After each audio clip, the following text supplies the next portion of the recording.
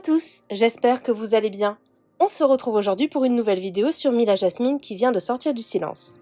En effet, au lendemain de son arrestation et de sa garde à vue, la candidate de télé-réalité a décidé de donner sa version des faits. Alors qu'elle a été accusée d'avoir perturbé le départ d'un train et d'avoir été violente avec une agent SNCF, Mila a expliqué tout ce qu'il s'est réellement passé. Elle assure être victime mais avoir été traitée comme une coupable. Très touchée par toute cette histoire, Mila se confie avec émotion. Je vous laisse tout de suite avec la vidéo et n'hésitez pas à réagir en commentaire. Salut à tous, je vais vous raconter ma version, je vais essayer d'être assez claire, précise, rapide, mais bon il y a tellement de choses à dire. Je vous cache pas que je suis encore sous le choc face à tout ce qui s'est passé, face à cette injustice. Alors je vous explique, hier je devais descendre dans le sud parce que c'était l'anniversaire de mon beau-papa que je n'avais pas vu depuis 7 mois. Bref, je suis désolée, je suis un petit peu émue. C'était également la fête des pères aussi hier, donc c'était super important pour moi de descendre, voilà.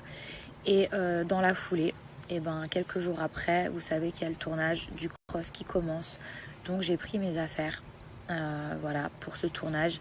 Alors j'ai pas pris 10 valises, mais 3. J'arrive à la gare avec mes 3 valises. Donc j'avais 3 valises qui ont une taille normale et une petite qu'on met, vous savez, les bagages à main dans les avions qu'on peut prendre avec nous qui sont petites. Donc, j'arrive à la gare, il me reste à peu près 10 minutes avant de prendre mon train. Je suis accompagnée d'un ami à moi. Et à ce moment-là, je demande à un agent de la SNCF si mon ami peut m'accompagner jusqu'à ma voiture pour m'aider à porter mes valises. Et l'agent de la SNCF me dit que c'est pas possible. Moi, il n'y a pas de problème, les règles, c'est les règles. S'il ne peut pas, c'est pas grave, je vais me débrouiller. À ce moment-là, il y a un autre agent de la SNCF qui me voit et qui me dit catégoriquement, Madame, vous avez trop de valises, vous ne pouvez pas prendre le train. Donc là, dans ma tête, je me dis, comment ça?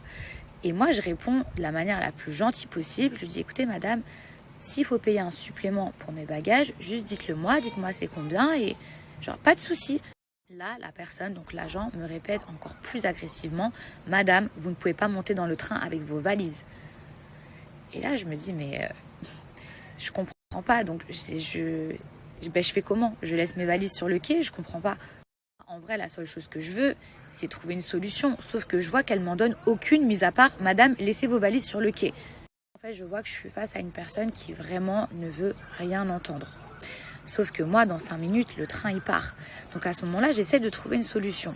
Je vois qu'il y a un passager qui assiste à la scène, qui a envie de m'aider, et je vois qu'il a qu'un bagage. Donc je vais gentiment le voir, je lui dis, écoutez, est-ce que ça vous dérange pas de me prendre une valise avec vous, juste le temps de marcher, etc. Parce que visiblement, j'ai le droit qu'à 2 valises. Et la personne, elle me dit, il n'y a aucun problème, pas de souci. Donc là, je me dis, c'est cool, j'ai trouvé une solution. Et là, l'agent, elle revient comme une furie. Elle se met entre la valise que j'ai passée au passager et le passager, elle met ses mains comme ça et elle dit alors là ça va pas le faire, c'est hors de question. De là je me dis mais c'est pas possible, genre je comprends pas, en fait je comprends pas pourquoi autant de haine, pourquoi elle s'oppose au fait que je dois prendre le train. Donc elle insiste sur le fait que à bord j'ai le droit qu'à 2 valises, or dans le règlement de la SNCF j'ai le droit d'avoir 3 valises et si par exemple j'en ai plus, de payer un supplément. À ce moment-là, je me dis, mais je lui ai fait quoi? Je comprends pas, je la connais pas, mais elle veut pas que je monte dans le train. Sauf que moi, je dois rentrer pour l'anniversaire de mon beau-père, je dois rentrer pour le tournage, et à ce moment-là, je vois qu'il reste plus que 2 minutes. Donc en fait, je me dis, bon, elle, peut-être que, je sais pas, peut-être qu'elle s'est mal réveillée, peut-être qu'elle a eu un problème à ce moment-là dans la vie. Vous savez pas, des fois, les gens, ils se comportent d'une certaine façon parce que, je sais pas, vous voyez ce que je veux dire? Je me suis dit, Mila, te prends pas la tête, c'est pas grave. Là, il te reste 2 minutes, cours, va attraper ton train et après tu régleras ça dans le train avec un agent et tu paieras un supplément si tu dois payer un supplément. À ce moment-là, je vous jure sur ce que j'ai de plus cher, cette personne s'est mise à me courir derrière en hurlant, en demandant aux autres agents de bloquer l'accès au train. À ce moment-là, en fait, j'ai plus d'autre choix. Je décide de sortir mon téléphone portable, de filmer la scène, tellement c'est invraisemblable. Je me dis, si je raconte cette histoire, il n'y a personne qui va me croire, sauf que cette personne, elle m'empêche de prendre mon train. Au moment où je sors mon téléphone, elle est venue prendre mon téléphone, l'arracher des mains. Elle a tenté d'arracher mon téléphone portable. Là, je vois que le train va partir. Qu'est-ce que je fais? Je cours dans la voiture, je monte dedans. À ce moment-là, je vous jure sur ce que j'ai de plus cher au monde.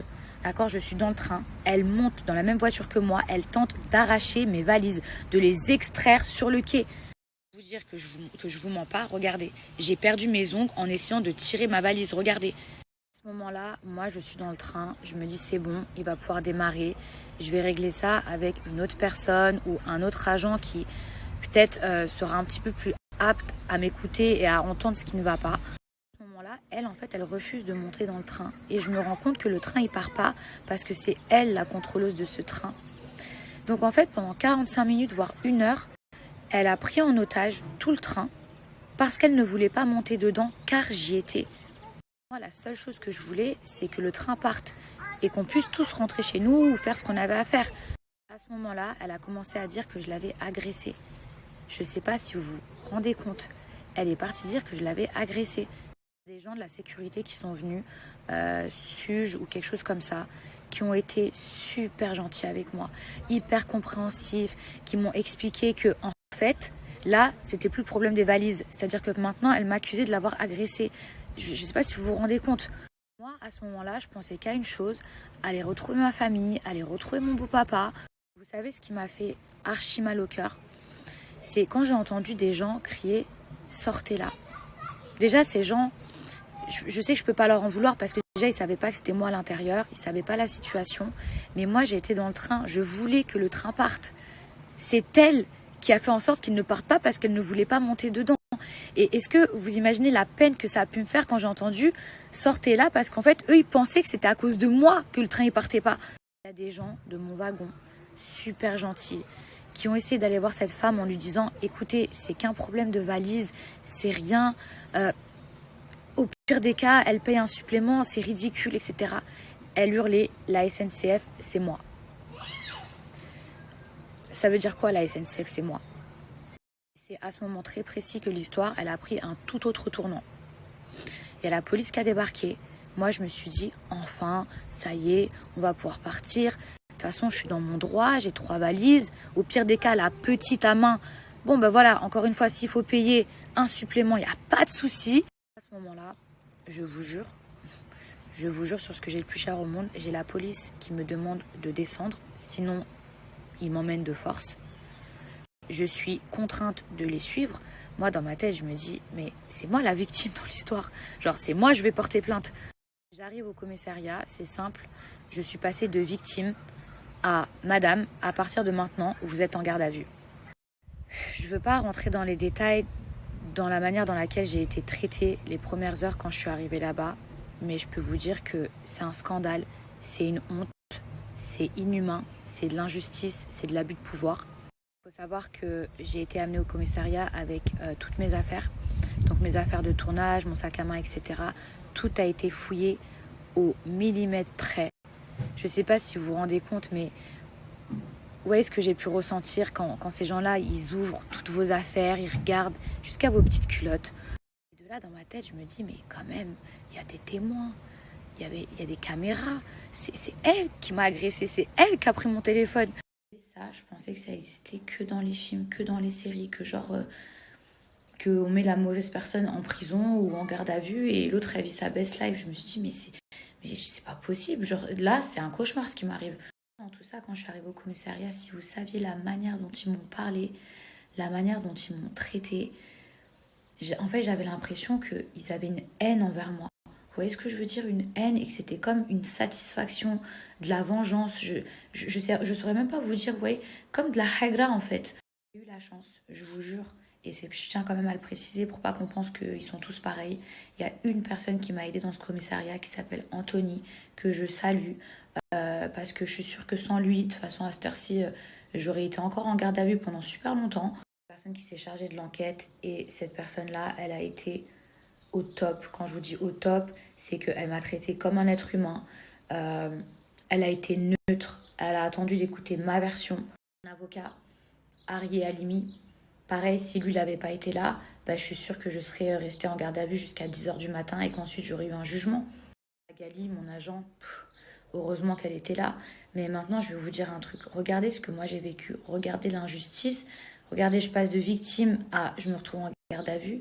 Mais moi, j'ai eu la chance d'avoir un avocat. J'ai eu la chance de tomber sur un enquêteur comme Anthony. Mais imaginez les gens qui n'ont pas cette même chance. Réellement, mais genre réellement, je me suis rendu compte qu'il y a des gens qui peuvent aller en prison pour rien, comme ça, comme ça. Je tiens à vous dire qu'aujourd'hui, l'affaire, elle est classée et qu'elle a été classée sans suite. J'ai vu beaucoup de choses écrites sur les réseaux sociaux. C'est vrai que au départ, les gens, ils savaient pas trop ce qui se passait. Et il y a des gens qui pensaient que genre j'avais voulu faire la Maria Carré en mode oui, il me faut un porteur, un bagagiste. J'ai dit jamais, jamais, jamais, jamais. Les gens qui me connaissent, vous savez en plus que je suis pas comme ça. Un jour, j'étais assise dans ma cellule et je me disais, c'est pas possible. C'est pas possible ce qui est en train de m'arriver. Je repensais à l'histoire, je me disais, pour des bagages en plus auxquels j'avais le droit.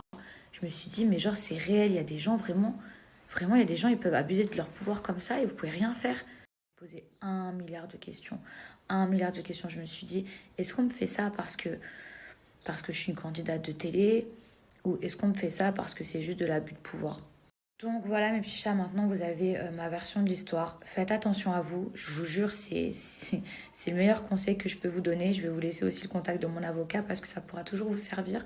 Les vidéos de la gare, elles ont été visionnées, analysées. On voit clairement que je n'ai jamais agressé cette femme, bien au contraire. Donc voilà, maintenant vous savez toute l'histoire, toute la vérité et c'est une affaire qui a été classée sans suite.